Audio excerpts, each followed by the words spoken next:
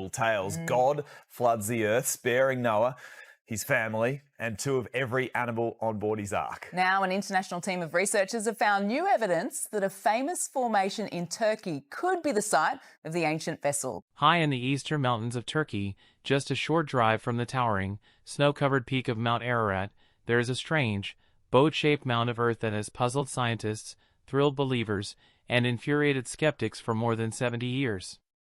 It sits quietly in a rugged valley near the town of Durupinar, roughly 18 miles south of the mountain that the book of Genesis names as the resting place of Noah's Arkansas. From the ground, it looks like little more than a long, oddly shaped hill covered in grass. But from the air, its outline is impossible to ignore, a symmetrical, pointed silhouette, more than 500 feet long, that looks unnervingly like the hull of a massive ship run aground and buried in time. For decades this place, known as the Durupinar Formation, has stood at the center of one of the strangest scientific and religious debates on Earth. And in the last 2 years, a series of new soil tests, radar scans, and underground surveys have reignited that debate with an intensity the world has not seen in a generation. The story of Durupinar begins in 1959, when a Turkish military officer flying a routine aerial mapping mission spotted the unmistakable shape below him. Captain Ilan Durupinar, for whom the site is now named, photographed the formation and passed the images along to researchers, and almost immediately comparisons to the biblical ark began. What made the shape so striking was not just its outline but its scale. Stretching roughly 515 feet from end to end, the formation lines up remarkably closely with the ark's dimensions as described in Genesis, 300 cubits long, 50 cubits wide, and 30 cubits high, a detail that has fueled comparisons for more than 60 years. News of the discovery spread quickly through the following decade. Camera crews from major outlets, including the BBC and National Geographic, made the long trek up the mountain slopes to document the formation firsthand, and their footage introduced millions of people around the world to the strange hill in eastern Turkey that looked like a ship. Early investigations in the 1960s, including surveys backed by American researchers, drew massive public attention, and the site quickly became a magnet for both devout pilgrims and scientific expeditions eager to settle the question one way or the other. Over the following decades, teams of geologists picked the formation apart layer by layer, and the conclusion reached by much of the mainstream geological community was straightforward. This was a syncline, a naturally occurring fold in sedimentary rock, sculpted over thousands of years by mudflows, earthquakes, and erosion in a tectonically active region. In 1996, geologist Lawrence Collins, working alongside David Fausold, a researcher who had once been one of the site's most vocal supporters, published research concluding that the formation was a common geological structure, shaped by the same forces that carved strange, ship-like ridges into hillsides all over the world. Fausold's reversal was notable precisely because he had spent years championing the ark theory before ultimately concluding, after his own drilling and excavation work, that the evidence did not hold up. For a long stretch of time, that verdict seemed to settle the matter for most of the scientific world, even as local guides and gift shops kept the legend alive for tourists. But the story did not end there. Beginning around 2019, an independent researcher named Andrew Jones, working through a project now known as Noah's Ark Scans, began a fresh investigation of the site in partnership with Turkish institutions, including Agri Ibrahim Sisin University and Istanbul Technical University, along with Andrews University in the United States. Their approach leaned heavily on modern, non-invasive technology, ground-penetrating radar, electrical resistivity mapping, and detailed soil chemistry, tools that simply were not available, or were far less refined, when the earlier generation of researchers examined the site decades ago. The idea was simple. Instead of arguing about what the formation looked like from a helicopter, they wanted to see what was actually happening beneath the surface, without digging it up and risking damage to a site that many consider both scientifically and culturally significant. The results, released in stages through 2024 and 2025, are what reignited global headlines. Soil samples collected from within the formation in September of 2024 and analyzed in the months that followed showed a striking chemical difference compared to samples taken just a short distance away, outside the boat-shaped outline. According to figures shared by the research team, the soil inside the formation contains substantially more organic matter than the surrounding Earth, along with elevated potassium levels, and some reports cite it as roughly 38% higher, and a notably different pH reading, changes that soil scientists associate with the long, slow decomposition of wood or other organic material. William Crabtree, a soil scientist working with the project, has explained that potassium levels, acidity, and organic content all shift in predictable ways when wood breaks down over time, and that the pattern found inside the formation is consistent with what you would expect if a large wooden structure had decayed there. The team has been careful to frame this as evidence worth investigating rather than definitive proof, but for a site that had been written off by much of the scientific mainstream, this was enough to reopen the conversation. Alongside the soil work came the radar. Ground-penetrating radar sends pulses of energy into the earth and reads the echoes that bounce back, effectively building a rough picture of what lies beneath the surface without any digging at all. When the Noah's Ark scans team ran these surveys across the formation, the images that came back were not the random, chaotic noise you would typically expect from compressed mud and rock. Instead, researchers described angular structures extending several meters underground, patterns suggesting compartments or chambers stacked beneath what could be a deck-like layer, and what some described as a narrow corridor cutting through the center of the formation.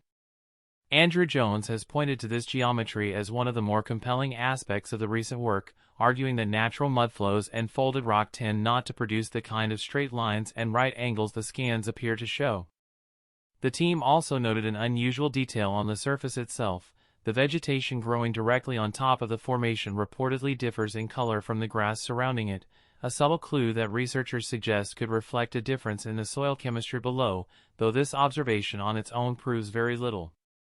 It is worth pausing here to be honest about what this evidence actually shows, and what it does not. None of the recent findings amount to a confirmed discovery of Noah's Ark, and the researchers behind the project have generally avoided claiming otherwise in their public statements, even as headlines built around their work have often gone further than the data supports. Ground-penetrating radar readings can be difficult to interpret with certainty, especially in geologically complex terrain, and patterns that look like right angles on a screen can sometimes be produced by natural fracturing, mineral banding, or the layered structure of sedimentary rock itself. Soil chemistry changes, including elevated organic matter and potassium, can also occur for reasons that have nothing to do with a decayed wooden vessel, including buried vegetation, old root systems, animal activity, or shifts in local drainage over thousands of years. Critics have made exactly these points. Geologists who have studied the site for decades, including some who originally hoped it would turn out to be the Ark, have argued that the newer findings largely revisit questions that were already raised and addressed in earlier decades of research. Even researchers with a strong personal interest in confirming the biblical account, such as geologist Andrew Snelling, have concluded after reviewing the evidence that the Durupinar formation does not hold up as a genuine archaeological structure, pointing instead to the region's volcanic and sedimentary history as a more straightforward explanation for its unusual shape. There is also a deeper scientific objection that rarely makes it into the more sensational headlines. Mount Ararat itself is a relatively young volcano, with its most recent documented eruption occurring in the 19th century, and the valley where the Durupinar formation sits has been repeatedly reshaped by landslides, mudflows, and earthquakes over thousands of years. Turkish geologist Salih Bayraktutan, who conducted core drilling and survey work at the site, was among the researchers who concluded that its underlying composition is consistent with natural sedimentary processes rather than any kind of buried structure. For skeptics, this combination of volcanic instability and repeated ground movement is exactly the kind of environment capable of producing a formation that merely resembles a ship, a phenomenon not unlike the way clouds or rock formations elsewhere in the world can appear to take on recognizable shapes purely by chance, a pattern scientists sometimes call pareidolia. The public reaction to the new findings has followed a familiar and somewhat chaotic pattern. As soon as the soil results and radar images began circulating, outlets ranging from regional television affiliates to major national newspapers picked up the story, often compressing months of cautious, incremental research into a single dramatic headline suggesting that Noah's Ark had effectively been found. Social media accelerated that process even further, with short video clips of the radar scans racing across platforms and drawing millions of views within days, frequently stripped of the careful qualifiers the researchers themselves had used. This gap between the measured language of the scientists involved and the far more sensational framing used by aggregators and social accounts is not new, and it mirrors what happened during earlier waves of interest in the site throughout the 1960s and again in the 1980s and 1990s, when amateur researcher Ron Wyatt first popularized many of the claims that still circulate about the formation today, including assertions about metal fittings and anchor stones that later investigations were unable to substantiate. It is a pattern worth keeping in mind whenever a headline promises a definitive answer to a question that has remained genuinely unresolved for well over half a century. Despite all of that caution, the emotional and cultural pull of the site has only grown stronger. Local communities near Doggy Bayazid have leaned into the formation's fame, and tourism to the area, now organized around what is officially known as Noah's Ark National Park, has climbed sharply in recent years, with visitor numbers well above pre-pandemic levels.